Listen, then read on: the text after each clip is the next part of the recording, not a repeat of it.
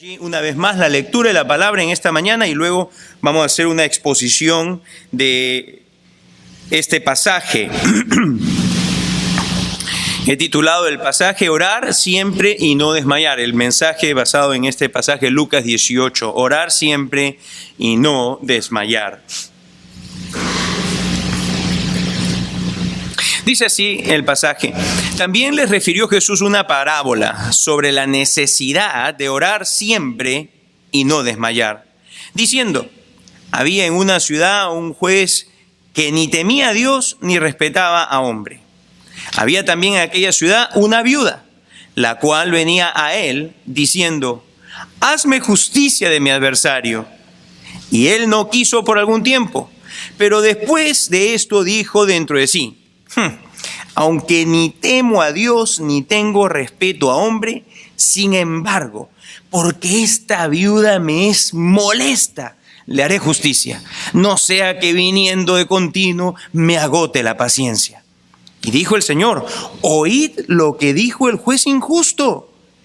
¿Y acaso Dios no hará justicia a sus escogidos, que claman a él día y noche?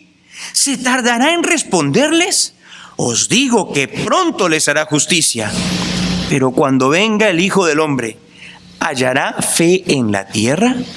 Padre, venimos a ti ahora para pedir de ti la gracia de poder tener comprensión en las Escrituras. Ilumina nuestras mentes, abre nuestros corazones. Hay en nosotros esta disposición de tener atención, de prestar atención. Y haz esta obra, Padre, tú trayendo un claro entendimiento del pasaje. Ayuda al que lo va a exponer para que no se aparte ni a derecha ni a izquierda. Es un pasaje cuya composición gramatical hace un poco difícil el entendimiento claro de ello, pero te pido que tú nos ayudes.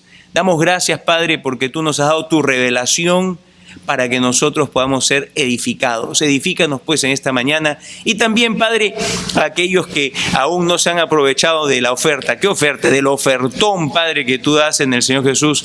Te imploro que tú traigas a esas personas también al arrepentimiento y a la fe en Cristo Jesús. Y es en su nombre que pedimos estas cosas, Padre. Amén. Amados, regresamos al libro de Lucas después de unas semanas que estuvimos fuera, Silvia, yo, los chicos, y estoy muy contento de poder pues retomar aquí esta porción de la palabra para alimentarnos de su maravillosa palabra, ser nutridos espiritualmente. Yo quisiera que recordemos por un instante nuestro último estudio en Lucas. Y si vamos pues al capítulo 17, en el versículo 20 vemos que los fariseos le habían hecho una pregunta a Jesús de cuándo había de venir el reino. Dice allí, preguntado por los fariseos, ¿cuándo había de venir el reino? Les respondió y dijo. Y saben, el Señor Jesús no les respondió cuándo iba a venir el reino. No respondió a esta pregunta que le hicieron los fariseos, pero sin embargo, de acuerdo al versículo 22, sí le dio a sus discípulos una respuesta de algunas características de la venida del reino. Versículo 22 dice, y dijo a sus discípulos, tiempo vendrá cuando desearéis ver uno de los días del Hijo del Hombre y no lo veréis. Y continúa entonces con una exposición de algunas características de la venida del reino de Dios. Uno de los puntos que quedó claro es que la venida del reino requiere la venida del rey, ¿ok? La venida del reino requiere la venida del rey. Es decir, hablar de la venida del reino requiere hablar de la venida del rey Jesús. Y así pues también hablar de la venida del rey Jesús es hablar que finalmente vendrá el rey y el juez que hará justicia ante toda injusticia. Y sabe, esto es algo muy importante, pues muchos de nosotros a veces se nos han hecho actos injustos contra nosotros. Y se van a cometer muchas injusticias contra el pueblo de Dios. Y el pueblo de Dios, una de las cosas que pide es por justicia. Porque el pueblo de Dios anhela, sabiendo nosotros la justicia de Dios, conociendo lo que es recto de lo que no es, nosotros vemos nuestro mundo alrededor, nosotros vemos nuestra sociedad alrededor y vemos que está llena de injusticias. No las injusticias que nosotros pensábamos eran injusticias antes de venir a Cristo, sino que ahora, teniendo la Escritura como filtro de todo lo que pasa por nuestra mente, nosotros ahora vemos lo que en realidad es injusto, porque la Biblia así lo llama, a lo injusto lo llama injusto. A lo justo lo llama justo. Y entonces Dios, que nos ha permitido tener la mente de Cristo, nos permite ahora ver lo que es justo y lo que es recto. Y sabemos que solamente va a haber verdadera justicia en todo sentido. Justicia en la sociedad, justicia en los gobiernos, justicia en todo lugar. Solamente cuando venga el Rey y Juez justo. Así que hablar de la venida del reino es hablar de la venida del Rey que reina sobre el reino, y hablar de la venida del Rey habla también de la justicia que va a venir prontamente. Ahora bien, los creyentes, hemos estado viendo a través de nuestro estudio, estaban esperando que el reino se manifestaría en poco tiempo. Incluso después de la muerte y resurrección de Jesús, si vamos al libro de los Hechos, leemos allí que los discípulos se acercaban al Señor y le preguntaron: ¿cuándo es que tú vas a restaurar el reino a Israel? Y el Señor Jesús les dice: hey, eso no os toca a vosotros, ¿no? Ustedes se encomienden, ahora encárguense de llevar a cabo la misión que yo les estoy dando. Pero el Señor, amados, como Él es siempre para con los suyos, para sus escogidos, Él es tierno, Él es amante, Él se preocupa de nosotros, ¿ok? El Señor, sabiendo que desde el punto de vista humano, su retorno, después que Él fuese a la cruz, resucitase y se fuese, su retorno, su segunda venida, desde el punto de vista humano iba a tomar mucho tiempo, ¿ok? Es entonces que Él refiere a sus discípulos ahí en este continuo enseñar que el Señor tenía para con los suyos, les da esta parábola acerca de la necesidad de orar siempre y de no desmayar. Versículo 1 dice: también les refirió Jesús una parábola sobre la necesidad de orar siempre y no desmayar. Él también conecta lo que había estado hablando previamente con lo que ahora va a decirles. Él también conecta que en el versículo 22 del capítulo 17 había estado hablándole a los discípulos y ahora también le dice a los discípulos otra parábola. Él también nos hace ver de que Él había estado hablando de su segunda venida y entonces Él continúa teniendo allí en su mente y en la mente de ellos el contexto de la segunda venida, del segundo retorno de Jesús a la tierra. Es que Él les dice: ¿saben qué? Yo necesito decirles a ellos una enseñanza muy importante, que ellos necesitan orar siempre. Hay una necesidad de orar siempre y de no desmayar. Es así que el Señor, no queriendo que tú y yo desmayemos en nuestra vida de oración, que no desmayemos en pedir justicia ante lo que aparenta ser la demora de su venida, Él nos va a alentar para que no haya ese desmayo en nosotros. Y si hay esto con lo cual Él nos va a alentar, va a quitar ese desmayo, ¿ok? Entonces el Señor lo que hace es que Él quiere enseñarnos y alentarnos por medio de esta ilustración que Él va a utilizar para que nosotros nos mantengamos orando siempre y no desmayemos en pedir que Él venga pronto y que Él haga justicia. Y eso es lo que debemos de estar continuamente pidiendo. Señor, ven pronto y haz justicia. Ven pronto y haz justicia. Ven pronto y haz justicia. Pero de otra forma, pónganse a pensar, hermano, cuando no hay justicia, el nombre de nuestro Dios es blasfemado. El nombre de nuestro Dios es blasfemado. Nosotros no vamos a hacer justicia por nuestras propias manos, pero sí queremos que Él venga y Él haga justicia, verdadera justicia. Así que vamos a dividir el pasaje en 4 partes para ver cómo desmenuzarlo, ¿ok? La primera parte va a ser la enseñanza. Versículo 1, nuestra necesidad de orar siempre y no desmayar. Ese va a ser el primer punto. El segundo punto va a ser la ilustración. La viuda y el juez injusto, versículos 2 al 5. Eso es la ilustración. Entonces está la enseñanza, en primer lugar. En segundo lugar está la ilustración. Luego de eso vamos a ver en tercer lugar la aplicación. El contraste entre el juez injusto y Dios. el juez justo y nuestro amante Dios. ¿Ok? Vamos a ver eso en tercer lugar, que sería versículos 6 y 7. Y finalmente vamos a ver una exhortación, la exhortación que va a ser el de mantenernos en fe hasta el día de su retorno. Así que vamos a ver estos 4 puntos a través de los versículos 1 al 8. Primeramente vamos a la enseñanza. Versículo 1, también les refirió Jesús una parábola sobre la necesidad de orar siempre y no desmayar. Amados hermanos, uno de los puntos más enfáticos de la Escritura es que nos es no bueno orar. La Biblia no lo presenta de que como si fuese una recomendación. ¿Sabes qué, Mike o Jimmy? O ¿sabes qué, Aldo? Es bueno que ores. No, la Biblia no dice eso. La Biblia no dice que es bueno orar. La Biblia dice que nos es necesario orar. Hay una diferencia, porque uno es como que suena como que es recomendable, como que te va a ir bien si lo haces. Bueno, y si no, quizás no te va a ir. No, la Biblia dice que nos es necesario orar. Es un punto enfático en las Escrituras. Somos exhortados, de acuerdo a Filipenses 4:6, a hacer conocidas nuestras peticiones delante de Dios en toda oración y ruego. Y también se nos dice en las Escrituras a orar en todo tiempo, con toda oración y súplica en el Espíritu, velando en ello con toda perseverancia y súplica por todos los santos, de acuerdo a Efesios 6:18. Jesús le había dicho a los discípulos en Lucas 11:9 y 10, pedid y se os dará, buscad y hallaréis, llamad y se os abrirá, porque todo aquel que pide, recibe, y el que busca, halla, y al que llama, se le abrirá. Y el Espíritu de Dios, una vez más, a través de Pablo, nos exhorta a, de acuerdo a 1 Tesalonicenses 5:18, orad sin cesar.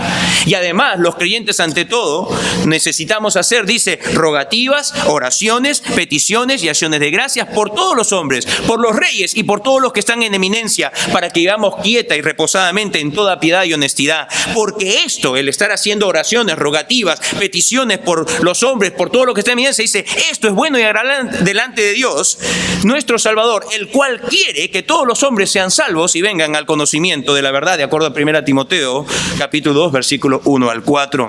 Y más aún, la cosa no queda ahí. Se nos insta a pedir continuamente, de acuerdo a Mateo 6:10, a que venga el reino. El Señor Jesús, cuando le pidieron, enséñanos a orar, dijo, ok, vas a orar así. Todos nos acordamos, el Padre nuestro que estás en los cielos, santificado sea tu nombre, que venga tu reino. Y así como la oración continúa diciendo, el pan nuestro de cada día nos lo doy, así como vamos y le decimos al Señor, Señor, danos hoy tu provisión, Señor, danos hoy tu provisión, Señor, danos hoy tu provisión. También, antes de esa petición, el Señor espera que nosotros pidamos, venga tu reino, venga tu reino, venga tu reino, venga tu reino. El Señor quiere que nos la pasemos orando acerca de todo en nuestra vida. Encontrando pues también esta petición de Mateo 6, un eco en Apocalipsis 22:20, cuando la iglesia dice, sí, ven Señor Jesús.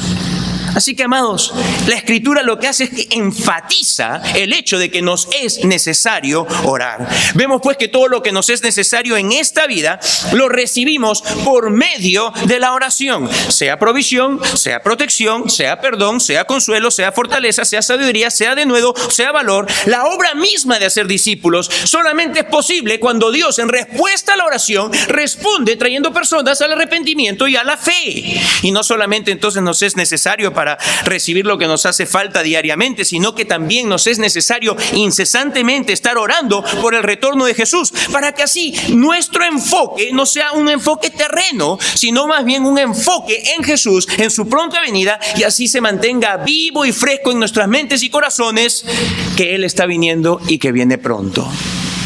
Amados, no es bueno orar, es necesario orar. Quisiera recalcar que hay una diferencia muy grande entre una cosa y la otra. Una suena a recomendación, la otra es algo imperativo. Para nosotros nos es necesario orar. Ahora bien, el Señor, pues, sabiendo nuestra condición, aun cuando sabemos lo que nos es necesario, eso muchas veces no para de que nosotros dejemos de hacer lo que nos es necesario. Nuestra condición es tan débil. ¿Es así o no? ¿Eres débil? Yo soy débil. Yo soy débil. Muy débil. Muy, muy débil. Si no fuese por la fidelidad de Dios, de lo cual hemos cantado hace un instante también, hemos llegado hasta aquí, dice, por tu fidelidad. Oh, yo soy débil. Y Él, sabiendo mi triste condición de debilidad, él sabiendo pues de que también su retorno desde el punto de vista humano tomaría más tiempo de lo que quizá esperaba esa primera generación. Esa primera generación de cristianos pensaba que Jesús iba a regresar ahí, en sus vidas, ¿ok? Pero el Señor sabía que no iba a ser así. Es entonces pues que el Señor enseña acerca de nuestra necesidad de orar y de no desmayar. Él sabe que yo puedo desmayar, Él sabe que tú puedes desmayar, Él sabe que podemos desmayar en nuestra vida de oración. Y Él, que sabe todas esas cosas, lo que hace pues es darnos a nosotros esta exhortación, esta enseñanza, de forma que no desmayemos. Y de forma que si hemos desmayado, ¿ok? Si hemos llegado al desmayo, si es que ya no hay en nosotros este ánimo de orar, ya no hay en nosotros este sentir de que es de orar, el Señor me lo dice así, me es necesario, sino que muchos de nosotros hemos tirado la toalla, muchos de nosotros ya nos hemos desmayado, nos hemos dado por vencidos. Bueno, si ese ha llegado, entonces contrarrestar ese posible desmayo en la vida de sus escogidos y alentarnos a siempre orar. Y para esto él utiliza esta parábola de la viuda y el juez injusto. Pero antes de ver la ilustración, antes de pasar al segundo punto, antes de ver la ilustración, quisiera que pensemos un instante, por unos instantes breves nomás, acerca de dos razones que pueden hacer que el creyente desmaye en su corazón y no ore cuando le es necesario orar. La primera razón puede ser que uno puede pasar a veces por muchos sufrimientos, duras pruebas, duras dificultades en la vida diaria. Y al enfrentar pues estas pruebas difíciles, al enfrentar estas experiencias, estas circunstancias adversas, muchas veces se nos debilita nuestra confianza en Dios, se nos debilita nuestra fe. Y vamos a orar, en medio de la crisis viene la esposa y dice al marido, vamos a orar. Amado, vamos a orar. El Señor, mira, ¿sabes qué? Déjame ahí nomás. Dios no está escuchando mis oraciones. ¿Para qué? ¿Se ha encontrado usted diciendo eso alguna vez? Yo me he encontrado diciendo eso algunas veces a Silvia. Como, ¿para qué? ¿Para qué? Y a veces las circunstancias adversas, las circunstancias difíciles vienen a nuestras vidas y nos hacen desmayar, ciertamente. Nuestra fe se debilita, nuestro ánimo se decae, no nos sentimos ya con ánimos o con fuerzas como para orar. Pero ¿sabe? Hay otra razón también que sucede muy a menudo, y más de lo que a veces nos damos cuenta, y es que aunque la Biblia dice una y otra vez, he aquí vengo pronto, el Señor viene pronto, el Señor viene pronto. Esta palabra pronto, pronto, pronto, como que resuena en nuestras mentes y vemos, caramba, bueno, han pasado 2000 años, ¿no? Y decimos, 2000 años como que no suena pronto. Quizá le ha pasado eso a usted. Y esto puede hacer que muchos creyentes se desalienten y pierdan la esperanza que Jesús viene y que Él viene pronto para traer justicia y poner fin al pecado, para castigar a Satanás y para castigar a todos aquellos que se rehúsan a arrepentirse y a creer en Él. ¿Y sabe qué? Y es que al ver la injusticia que hay en estos tiempos, al ver la maldad, al ver cómo los que hacen lo malo parece que se salen con la suya, ¿es así o no? Parece que los malvados se salen con la suya. Parece que nosotros que buscamos que servir al Señor, que obedecerle, a nosotros que esperaríamos pues que nos vayan las cosas mejor, nos va mal y al malo le va bien. Al menos así parece. Al contemplar todas estas cosas, al ver cómo incluso los malvados, los que rehúsan creer en el Señor, como ellos jactanciosamente blasfeman el nombre de Dios y como que quedan impunes, como que nada les pasa. Todo eso se junta y nos lleva muchas veces al desaliento y a pensar en algunos casos, por ejemplo, bueno, será pues que Dios no le importa. O quizá algún otro pues pueda decir, bueno, será que Dios no tiene el poder para hacerlo. O como en muchos casos, bueno, pues pensar en que Dios va a traer justicia. ¿Y cuándo será eso? Pues, ¿cuándo? Porque mira, dice la Biblia que el Señor viene pronto, que Él viene pronto, pero mira, ya van 2000 años. Y hasta ahora no ha venido. Y sabe, Este quizá es uno de los ataques más efectivos de Satanás para debilitar nuestra esperanza en el pronto, y continúo recalcando porque la Escritura dice que es pronto y sabe que la Escritura no tiene error, es pronto, ¿ok? Entonces, pero ¿cómo puede ser? En algún momento vamos a verlo, que en realidad es pronto, ¿ok? Pero déjame decirte una cosa, esta es una de las artimañas del diablo que le da más efectividad en su obra de desalentar a los hijos de Dios. Para desalentarte a ti, para desalentarme a mí. La pregunta de los incrédulos y aquellos que dirigidos por Satanás son usados para traernos este desaliento va: ¿y dónde está pues la promesa de su advenimiento? ¿Y dónde está pues Jesús? A veces me he reunido con familiares en el Perú y algunos de ellos vienen y me dicen: ¿y dónde está pues tu Dios? ¿No dijo él que venía pronto? ¿Dónde está pues tu Dios? ¿Dónde está ese tu Jesús que tú dices que es Dios? ¿Dónde está Él? No sé si te habrán hecho a ti la pregunta, pero a mí me la han hecho cuando he tratado de decirle: mira, ayer es el día en que Él va a regresar, y que Él va a regresar. Bueno, está un poquito tarde, ¿no? Está un poquito tarde. Y esa pregunta ha sido pues hecha por burladores a través de los siglos. Venga conmigo por favor al libro de Pedro, a 2 de Pedro, el capítulo 3, y leamos allí una porción de la palabra del versículo 1 al 4, donde habla justamente de esto, donde se nos advierte lo que va a tomar lugar en los postreros días. Dice: amados, esta es la segunda carta que os escribo, y en ambas despierto con exhortación vuestro limpio entendimiento. El apóstol Pedro en su segunda carta, la primera carta, ¿cuál es? ¿Cuál es la primera carta? Primera de Pedro, efectivamente. ¿Qué es? Bueno, ¿sabe por qué le digo esto? Porque hay algunos seminarios, ¿no?, donde van y dicen: bueno, no sabemos cuál es la primera carta. Y estos son doctores con PhD y todo. Y van y dicen: no sabemos cuál es la primera carta. Pero bueno, la primera carta es la que tenemos acá en la Biblia, que es Primera de Pedro. Entonces dice: esta es la segunda carta con la que os escribo, y en ambas despierto con exhortación vuestro limpio entendimiento, para que tengáis memoria de las palabras que antes han sido dichas por los santos profetas. Este es el Antiguo Testamento. Y del mandamiento del Señor y Salvador dado por vuestros apóstoles. Esto es el Nuevo Testamento. Sabiendo primero esto, que en los postreros días vendrán, ¿qué? Burladores, andando según sus propias concupiscencias. Esta gente no solamente es burladora, sino que gente que anda en una vida disoluta, una vida de lascivia, una vida de inmoralidad sexual, ¿ok? Y diciendo: ¿dónde está la promesa de su advenimiento? Ahí está. ¿No que Jesús ya viene? Ahora, les traigo a la mente de que esto fue escrito ¿cuándo? Hace casi 2000 años, amados. Ya habían pasado 30 y algo de años desde que Jesús se fue. Y ya en ese entonces era considerado: mira, ve, ya pasaron como 30 años. Supuestamente que Él se fue para el cielo y que dijo que venía pronto. ¿Y dónde está, pues? ¿Dónde está? ¿Dónde está la promesa esa que Él hizo de que Él está viniendo? ¿Dónde está la promesa de su advenimiento? Dice: porque desde el día en que los padres durmieron, todas las cosas permanecen así como desde el principio de la creación. Y ellos dan un argumento allí basado en lo que llamaríamos el día de hoy un uniformismo evolucionista. Todo está igual, no hay ninguna señal de que vaya, ni que haya sucedido nada cataclísmico, negando lo que el libro de Génesis dice, ni tampoco que vaya a suceder nada. ¿Ok? Todo está exactamente igual. Ya me vas a venir tú a mí a decir que Jesús viene y viene pronto.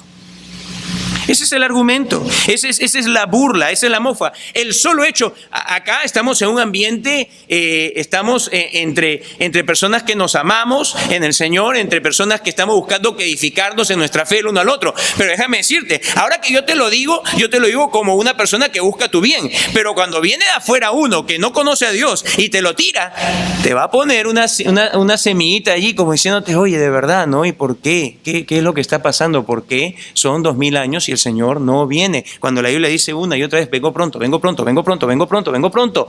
¿Dónde está la prontitud? ¿Dónde está la prontitud?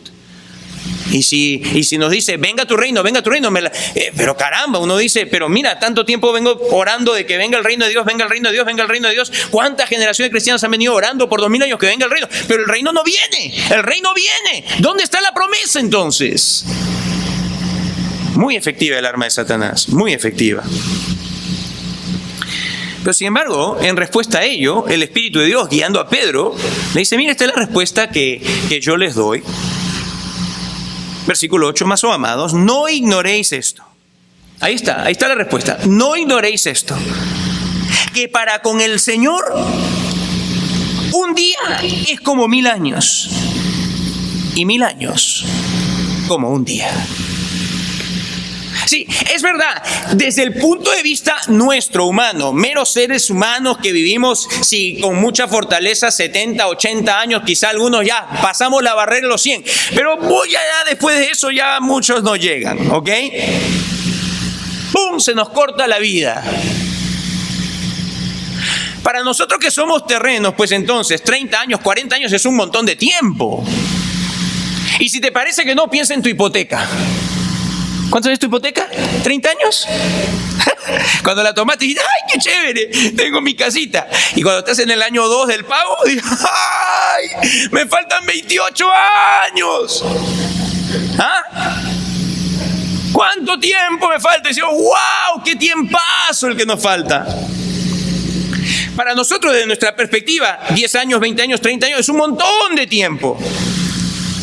Pero desde la perspectiva de Dios, para aquel que es eterno, para aquel que en su plan sabio, Él determinó que tiempo iba a ser parte de la ecuación. Porque antes en el principio dijo Dios, no había nada de tiempo. Y luego va a venir un momento en que el tiempo va a dejar de ser y entonces este paréntesis que lo llamamos tiempo va a regresar a ser lo que siempre fue para Dios, la eternidad. Para aquel que es eterno, 1000 años son como un día y un día como 1000 años. Y ciertamente, pues entonces para el Señor, Él viene pronto. Él viene pronto. No hay demora. Para el Eterno esto no es nada. Para nosotros sí, pero para el Eterno esto no es nada. Ahora, hay una segunda razón que Él nos da. No se quede en eso, porque eso esa es la salida fácil, pues así cualquiera puede decir el incrédulo. Así cualquiera, pues dice aquel que no cree en el Señor, no cree en su palabra. Pero no, Él nos da otra razón más, versículo 9. Ahora, aparte de eso, dice, no es que el Señor no retarda su promesa. Acá no se trata de que Dios está retardando la promesa. No es que Dios es un demorón. No. Dice, según algunos la tienen por tardanza. No, dice, sino que es paciente. Y acá la palabra que utiliza es macrotumei. Dice, Él es paciente para con nosotros, no queriendo que ninguno perezca, sino que todos procedan al arrepentimiento. Lo que acá Pedro dice va en conjunción y en acuerdo con otras partes de la Escritura que habla acerca de este plan de Dios de salvar sus escogidos, de salvar sus elegidos. Y la Biblia nos dice con mucha claridad que hay un número de ellos. ¿Cuántos son? No lo sé. Le preguntaron a Jesús, se recuerdan que en nuestro estudio, Señor, ¿son muchos los que se salvan? ¿Cuántos son? Y Jesús le volteó la torta y le dice, la pregunta no es esa. La pregunta que debe hacer no es cuántos son los salvos. La pregunta no es cuántos son los escogidos. La pregunta es, ¿estás tú dentro? Esa es la pregunta. ¿Estás tú dentro, joven? ¿Tú eres salvo? ¿Eres tú salvo? Esa es la pregunta. Entonces, pero sabemos, la Biblia nos dice que hay escogidos. Hay 1, 2, 3, 4, 5. Él tiene un número. Y hasta que no entre el último, hasta que las 100 ovejas estén dentro del redil, por decir así, y no se le haya quedado ninguna fuera, no se le haya quedado ninguna perdida, no se le haya quedado ninguna que está por ahí extraviada, hasta que entre el último, Dios dice, yo no voy a traer el fin. Yo no voy a traer el fin.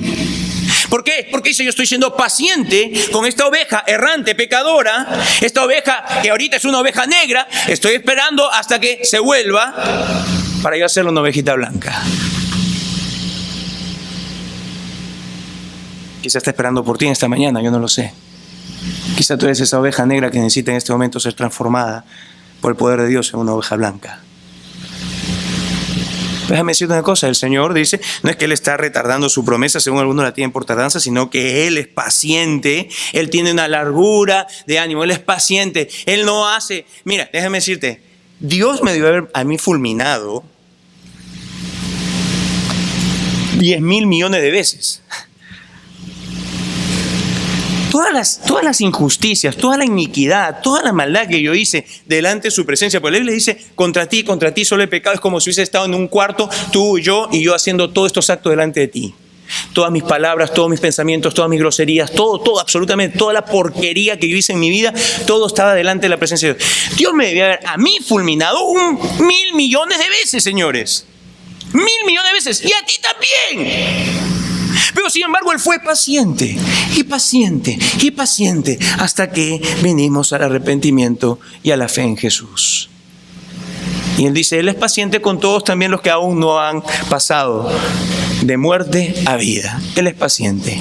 Así que no se trata de que Dios está retardando, no se trata de que Dios no está cumpliendo su promesa, de lo que se trata es que Él es paciente, no queriendo que ninguno de sus escogidos perezca. Ninguno de sus escogidos. Y el contexto, déjeme decirle, no es acá en un sentido amplio. Acá es en un sentido muy específico. Está hablando acerca de sus elegidos. El contexto mismo de la carta empieza el apóstol Pedro hablando acerca de aquel grupo de personas elegidas. Y él mantiene pues esta línea de pensamiento allí a través de su epístola. Mas, oh amados, el Señor no retarda su promesa, según algunos la tienen por tardanza, sino que es paciente para ¿con quién? ¿Para con quién dice? ¿Con quién? Con nosotros, el pueblo que Él ha escogido. No dice para con el mundo en una forma amplia. Él es paciente para con nosotros, los que Él ha escogido, no queriendo que ninguno perezca. Así que, déjeme decirle, las razones pueden ser estas dos, y esta segunda es una de las que Satanás más utiliza y lo lleva a uno pues a desmayar, ¿no? ¿Dónde está la venida del Señor? Y vemos que el Señor no viene, y vemos que el Señor no viene. Bueno, amados hermanos, dice ahí la Escritura, número 1, como dice allí claramente, para el Señor 1000 años es como un día como 1000 años. Desde el punto de vista de Dios es pronto, ¿ok? Si yo te digo, ya vengo, y si vengo mañana o pasado mañana, o en 3 días, regresó pronto, viniste pronto, ¿cierto? Así que es pronto, tal cual dice la Escritura. El Señor puede decir, pues, así bien claramente, he aquí, yo vengo pronto. Y por otro lado, es porque Él está, desde el punto de vista nuestro, esta largura de tiempo, es porque el Señor simplemente está dando el tiempo para que sus escogidos todos procedan al arrepentimiento y ninguno de ellos se pierda, ninguno. Y para mí esto es una cosa muy preciosa, porque el Señor mismo, cuando está en Juan 17 orando por los que estaban con Él, dice, Padre, dice, este grupo de personas tú me los diste, dice, y ninguno, escuche, ninguno se perdió. Esto es absolutamente maravilloso. Póngase usted a pensar. ¿Qué sería si a Dios se le pasa a uno? ¿Qué sería si ese que se le pasa eres tú? Tú no quisieras eso, ¿cierto? Tú no quisieras eso de ninguna forma. Tú no quisieras eso. Así que es bueno que la Biblia nos diga que a Dios no se le pasa ni uno. Todas sus ovejitas escogidas, elegidas de antes de la fundación del mundo, todas van a venir al arrepentimiento. Mientras tanto, el Señor está siendo paciente y por lo tanto su retorno está siendo, pues, desde nuestra perspectiva, alargado. Desde nuestra perspectiva, no de la perspectiva de Dios. Pero bueno, regresando a Lucas, por favor, vamos a ver allí entonces que la enseñanza fue, hay necesidad de orar y no desmayar. Pero vamos a ver la ilustración, versículos 2 al 5, para que el Señor aliente a los suyos, para que te aliente a ti, me aliente a mí, a que no desmayemos nosotros. Él dice lo siguiente, dice en una ciudad un juez que ni temía a Dios ni respetaba a hombre. Había también en aquella ciudad una viuda, la cual venía a él diciendo, hazme justicia de mi adversario. Y él no quiso por algún tiempo, pero después de esto dijo dentro de sí, aunque ni temo a Dios, ni tengo respeto a hombre, sin embargo, porque esta viuda me es molesta, le haré justicia, no sea que viniendo de continuo me agote la paciencia. Para evitar que nuestros corazones desmayen en su necesidad de orar, el Señor pues nos cuenta esta historia de esta viuda y de este juez para que el juez le haga justicia a la viuda. Esta historia era una historia como todas las historias de Jesús en las cuales los judíos que le estaban escuchando se podían inmediatamente identificar. En Israel había muchas viudas, y por lo general las viudas, como en casi toda sociedad, las viudas tienden a ser las personas que podrían ser el emblema de aquella persona más débil, la persona más necesitada, la persona más vulnerable en una sociedad. Muchas veces termina siendo la mujer viuda. Asimismo, en Israel también habían jueces, y en este caso no se refieren a los jueces en el ámbito religioso, sino que se refiere en el ámbito civil. Y este administrador de justicia, porque un juez es lo que debe hacer, él debe de administrar justicia, él debe de evaluar los méritos de un caso y debe de dar un fallo justo, equitativo, recto, basado, siendo Israel, en los principios de la palabra de Dios en el Antiguo Testamento. Y cuando uno revisa el Antiguo Testamento, el canon del Antiguo Testamento, uno encuentra que Dios había dado principios para que la sociedad israelita tuviese cómo lidiar con ciertos aspectos de la vida diaria, la vida rutinaria, la vida social. Y dentro de ellos, Dios claramente había dicho en el Antiguo Testamento que a la viuda no se le abusaba, a la viuda se le cuidaba, a la viuda se le protegía, la sociedad entera era encomendada de que velase por las viudas. Dicho sea de paso, la sociedad de Dios también es encomendada en el Nuevo Testamento a que cuide y vele a aquellas viudas que son verdaderamente viudas, las que no tienen a nadie, las que no tienen un hijo o un nieto o nietos que puedan ayudarla. Lo trágico de aquel entonces, como en nuestros días también, es que muchos jueces eran corruptos, y solo actuaban si le era beneficioso. Ustedes se recuerdan que les he contado cómo a nosotros hace, creo que ya pasó un año desde que sufrimos una pérdida de un robo, una pérdida cuantiosa, nos amaqueó, nos sacudió ese robo que hicieron de un embarque que estábamos despachando al extranjero desde Perú. Bueno, resulta pues que al principio salió a relucir ahí de que para que el juez agilice los trámites de las demandas que nosotros queríamos entablar contra responsables, el juez como que se estaba haciendo pues así un poquito como, bueno pues ¿cuánto te representa a ti eso? ¿Cuánto te representa? ¿Qué es lo que está queriendo el juez? Está queriendo un soborno. Aquel que fue encomendado, aquel que se le dio autoridad para que vea que hacer lo justo, no lo hizo. No lo hizo. Y como que la demoraba, Y ¿sabe qué? Así como hoy en día hay jueces corruptos, en el tiempo del Señor Jesús también habían jueces corruptos, y esta viuda se encuentra pues delante de un juez corrupto, como los hay el día de hoy. La viuda de la historia había sido perjudicada por alguien. Alguien la había perjudicado. Había probablemente perdido algo, quizá se había enviudado poco tiempo atrás, de repente alguien se había robado lo que le pertenecía, y usted dirá, pero ¿cómo puede ser posible? Déjeme decirle, en el Perú en este instante, dicen cuídate de tu propiedad, porque tú puedes estar viviendo en tu casa, tú puedes tener el título de tu casa y de pronto viene la policía y te desahucia, te saca de tu casa y te dice, dele paso al nuevo dueño. Y dice, pero ¿cuándo tomó lugar eso? La gente está falsificando documentos de tal forma que se apropian de propiedades. Y si eso lo hacen hoy día es porque lo han hecho pues hace 1000 años, y hace 2000 años, y hace 4000 años.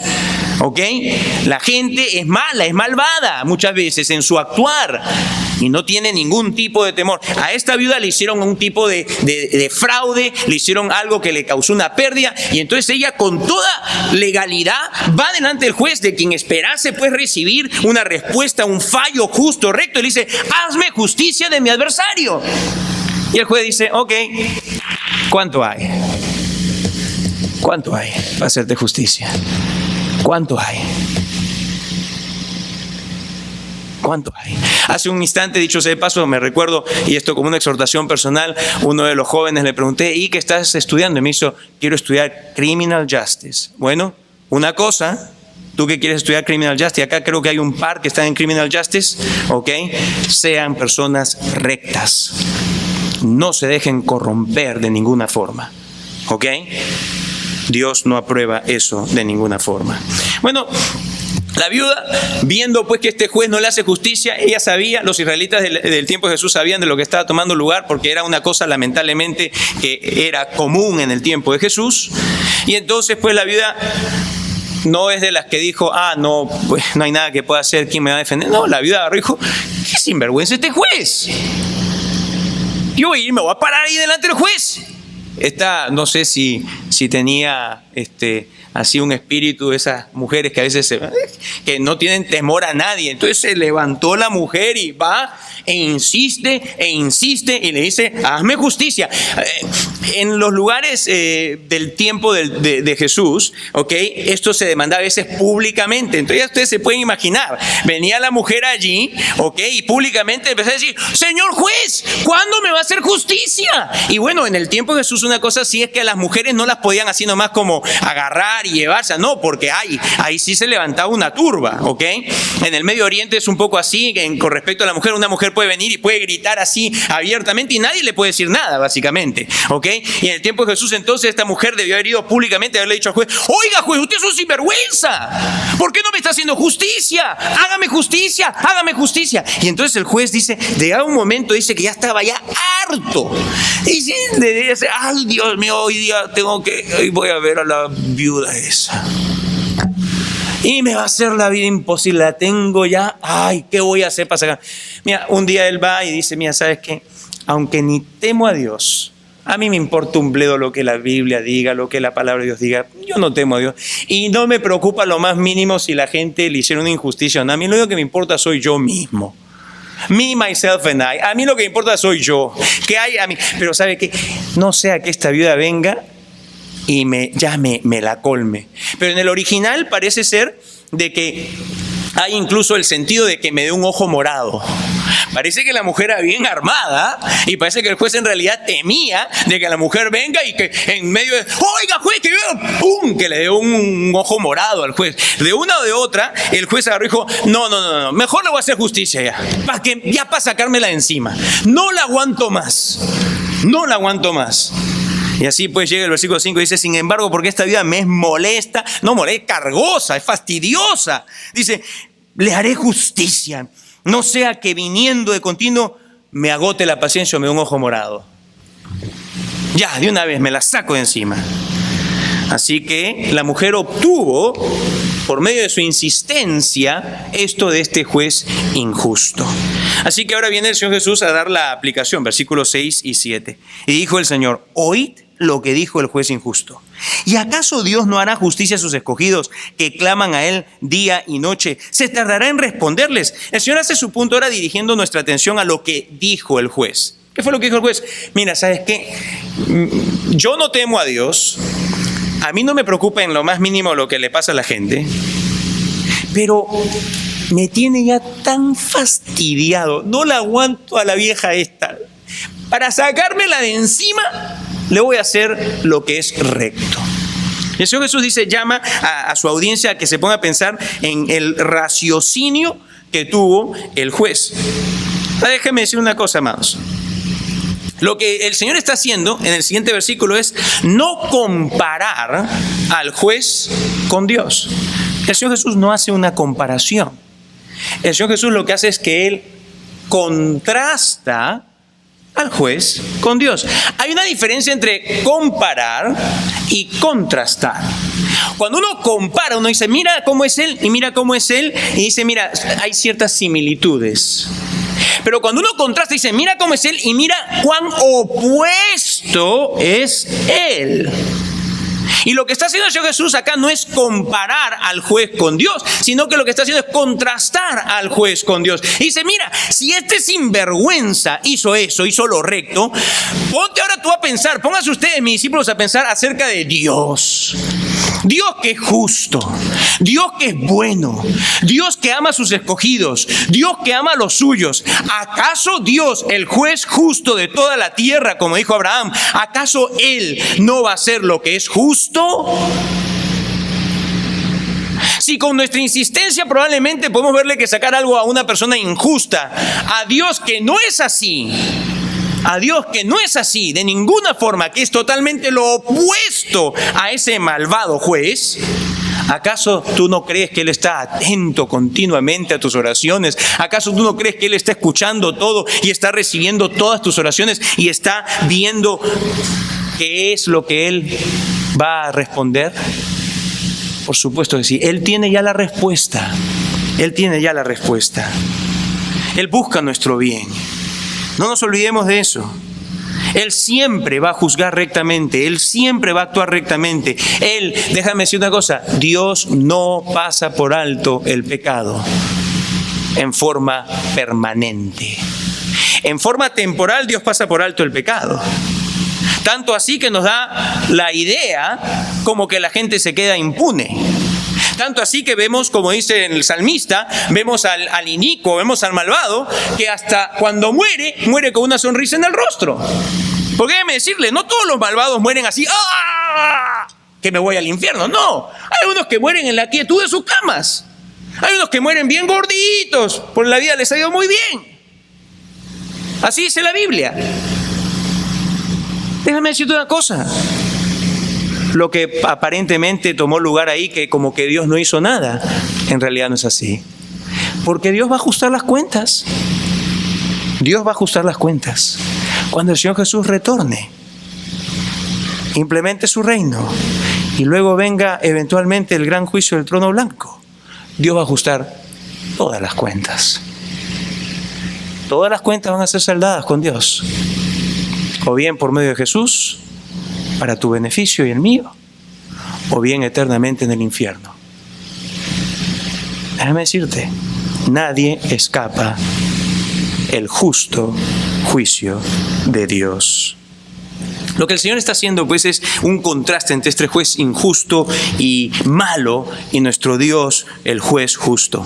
Ese juez sin vergüenza decidió hacer lo justo para no verse más fastidiado. Pero en el caso de Dios, que es el juez justo, Él que ama a sus escogidos, Él hará siempre lo recto. No tardará de ninguna forma en hacerlo. El punto, dicho sea de paso, no es porque hay algunos que pueden decir, entonces el secreto para obtener la respuesta de Dios es estar ahí y darle. Dios mío, dame.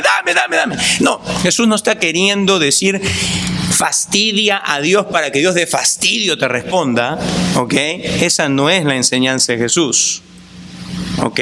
Esa no es la enseñanza de Jesús. Sí, la Biblia nos dice que hemos de perseverar en oración, pero Dios no responde porque te voy a dar la casa que quieres porque ya me está fastidiando. No, eso no es lo que Dios dice. ¿Ok? Eso no es lo que Dios dice.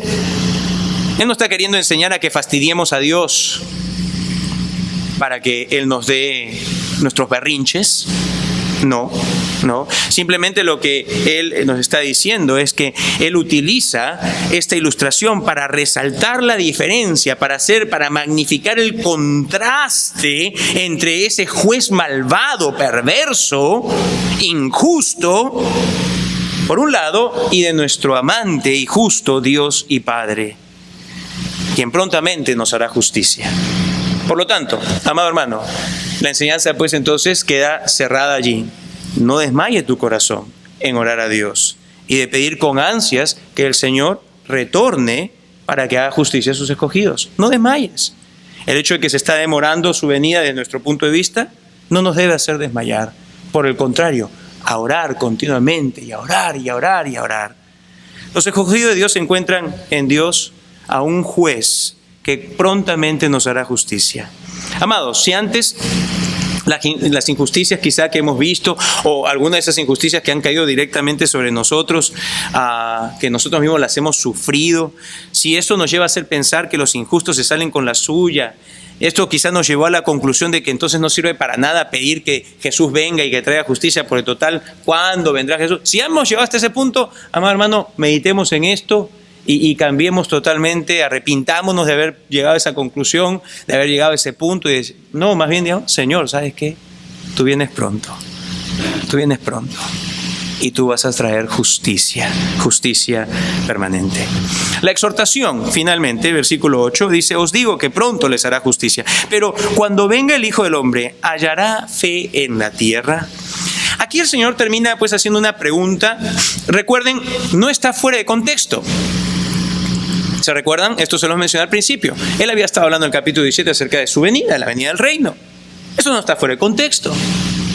Y ciertamente que hay una aplicación escatológica de este pasaje.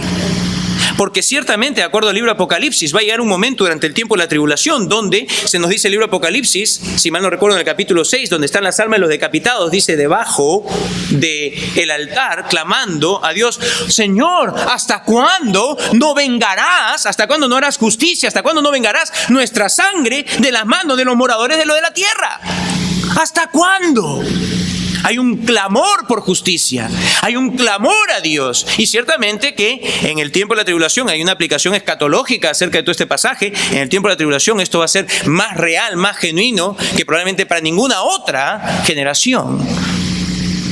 Pero el Señor Jesús entonces lo que hace es a nosotros y a ellos, porque no sabemos si es que ese tiempo está aquí a la vuelta de la esquina, ni lo ha sabido ninguna generación. Lo que el Señor Jesús hace es que Él nos reenfoca hacia el tiempo, una vez más, de su venida. Porque, amados hermanos, nosotros debemos de ser no como predican falsamente tu mejor vida ahora, que hay algunos predicadores de prosperidad que hacen eso, sino que nuestra mejor vida está cuando estemos con Él.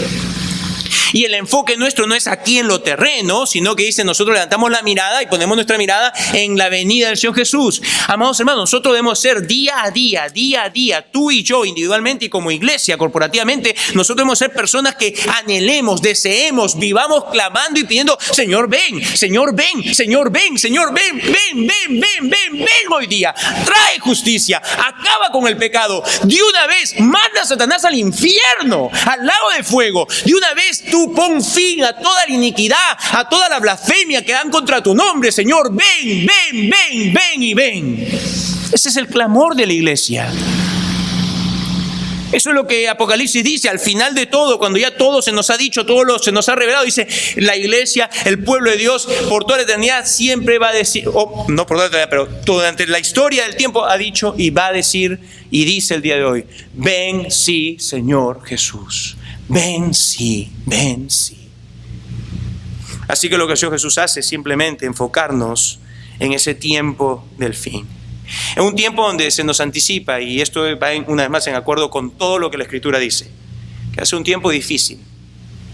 Los tiempos del fin, lejos de como algunos en forma ilusoria piensan de que va a haber mucha fe, van a haber muchos salvos, no tengan ninguna duda al respecto de ello. Pero la Biblia dice también de que van a haber muchos que van a morir en ese tiempo del fin. Porciones enteras de la tierra de personas van a morir. Si eso tomase lugar ahora, estamos hablando de miles de millones de personas que van a morir durante el tiempo de la tribulación sin Cristo. Miles de millones de personas sin Cristo, viendo todo lo que va a estar aconteciendo allí, escuchando la prédica de ángeles, escuchando la prédica de los israelitas, escuchando la prédica de los convertidos. Van a haber miles de millones de personas que van a morir sin Cristo. Y cuando venga el Señor, una cantidad grande de personas también, dice el Señor, va a hacer separación entre sus ovejas y los cabritos, y dice, va a mandar a unos, va a decir, entren a la vida eterna, entren acá al reino que Dios ha preparado para vosotros, y a otros va a decir, apártense de mí. Así que lo que el Señor hace es que Él nos enfoca a nosotros, a esta generación, la nuestra, y si viene una generación futura, a la generación futura también, a mantenernos firmes en fe, esperando la pronta respuesta del Señor, quien nos hará justicia. El Señor así lo afirma y así lo creemos.